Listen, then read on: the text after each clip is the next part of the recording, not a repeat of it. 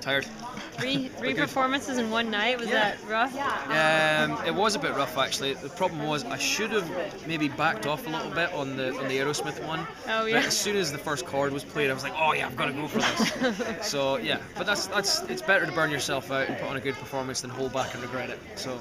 And speaking of that, whose idea was it to have the shirtless Adam with the long hair? You know, I have no idea because all the way through rehearsals, he had his shirt on. There was no headband. So whoever there was no wig or there was any nothing. Of that? So that was a surprise to us. That's why when I looked over, Blake is laughing his ass off. And you're like, great. And I'm like, really? What the hell's going on here?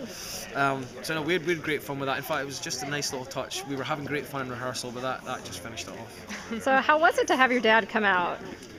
What can I say? Who wouldn't want to have their parent fly out to see something like that? He's been watching from afar. You know, he's been staying up late at night to kind of watch it on the internet. So to have him in the room, to feel the atmosphere, to see the reaction was wonderful. And is he still here?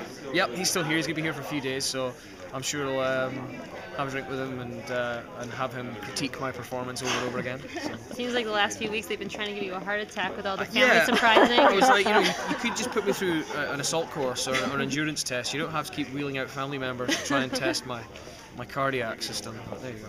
Except maybe, you know, next time it'll be Paul McCartney. I was going to say, yeah, here's your dad. And he's with Paul McCartney. That might have been even more awesome. Yeah. Like, it would be hard to make it more awesome. Here's your dad. Who is Paul McCartney? Oh, God. Yeah, that would have been good. Yeah. Is it weird, though, because you're competing against one of your own team members in the final, which has never happened on the history of the show before. Is that weird, or how is that weird? Frankly, it's not.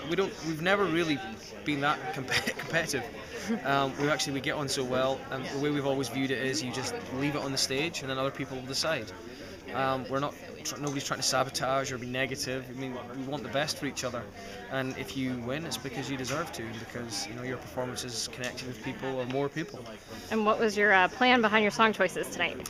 Well, Broken Wings was my son's favourite, so I thought this really has been about family and their support for me. So I thought, what a more fitting way to thank my son than to play Broken Wings for him. So, and of course, the bring back moment was purely because that was a moment that changed things for me in this competition. It did very well on iTunes in a way that I hadn't done with rock songs before, and it kind of set a new direction. So I thought it was important to bring that back. And of course, dude likes a lady. Dude likes a lady. Dude looks maybe. like a lady. Maybe. It's hard to tell. It's hard to tell on that stage. But dude looks like a lady was actually Blake's idea. But when he threw it out there, I was like, yeah, we've got to do that. We've got to do that. We wanted to have some fun. So I noted this week in my article describing you and your success on the show that you have a penchant for leather jackets.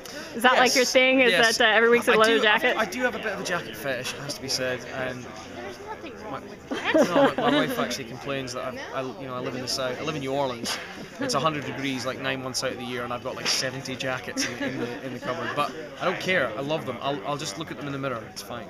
Do you think you guys are going to stay in New Orleans?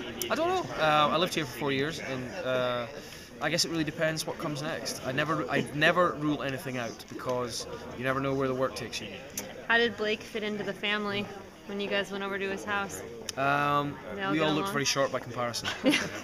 No, we fit in great. He was, invited us in and told us not to mess up his couch, and apart from that, he was very hospitable. What was his house like? Anything notable or anything shocking that you saw? No, actually, he was explaining to me that that's kind of like a second house. It was away from home. Oh yeah. And he kind of feels it's a lovely big place. So he was just saying that it kind of feels a bit vacuous when he comes in. He's like, oh, okay. He needs some dead animals on the wall. Yeah, that's actually, you know what? That's exactly what he said about his front room. He says he needs to get something he's killed and hang it on the front room. So yeah, you've obviously talked to him before. I just have that sense. Well, that's absolutely true. That was the first thing he said. So. And go ahead. Oh, so if you win, then what's the first thing you're going to do? Are we going to Disneyland, shall we say, or what's the... Well, I already have seen the press schedule for the winner, so I promise you that nobody's going to Disneyland. Nice.